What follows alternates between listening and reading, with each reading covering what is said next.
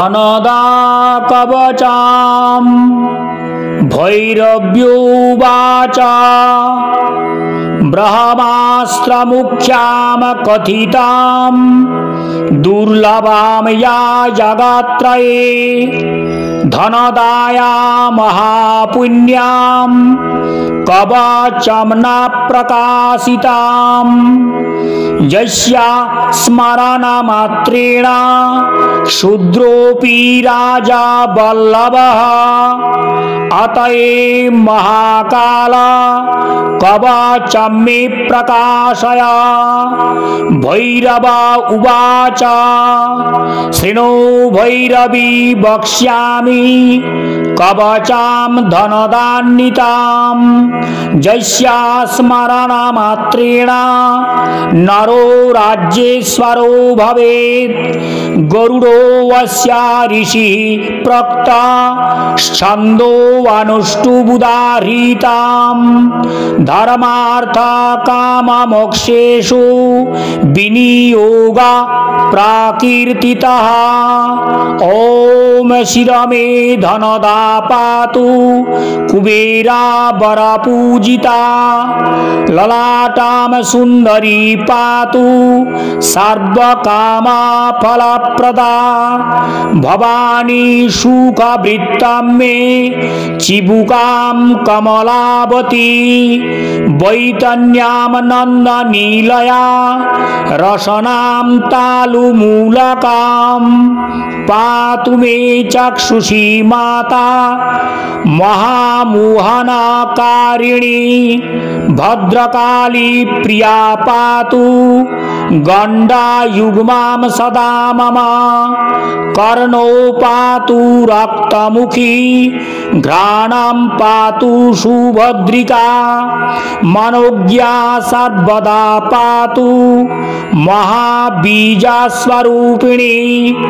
पातु मे गलादेशंतो क्षेमाख्या बगला प्रिया स्कंधो पातु सोममाता भुजो मे धनदावतो।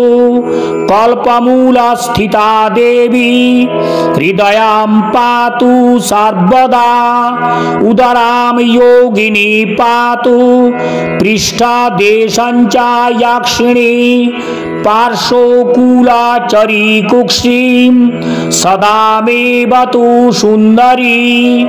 कुंभमाता सदा पातु सर्वदा मम रक्षतु। इत्येवं कवचां देवी रहस्यापरामद्भुतां यस्यासां स्मरणाद् वाग्मी निरोगी धनवान् भवेत्। धनां बहुविधां सौख्यां राजत्वं च दिने दिने प्राप्नोति साधकेन्द्रस्य कवचस्य प्रपाठतः। कवचस्य प्रसादेन वरुणो वारुणीपतिः या पठेत् सर्वदा देवी कवचां मत्प्रियान्वितां तस्य गेहे सदा कान्ता नानारूपस्वरूपिणी। मनसा चिन्तितं यद्यत् तत्सर्वं तत्क्षणाल् लभेत्। यद्यत् प्रार्थयते सर्वं तत्क्षणात् तत्फलं लभेत्।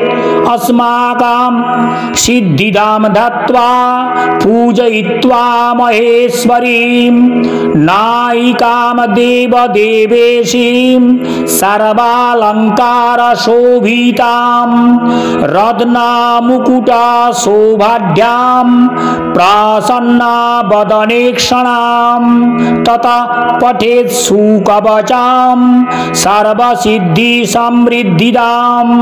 कुलाक्रमेण सालोक्यां साधक पंचमेन च पूजयित्वा विशेषेण कवचां धारयेद् यदि रक्तेन कुङ्कुमाक्तेन गोरोचनाशु चन्दनै लिखित्वा धारयेद् जस्तु स भावन्नायिकापतिः।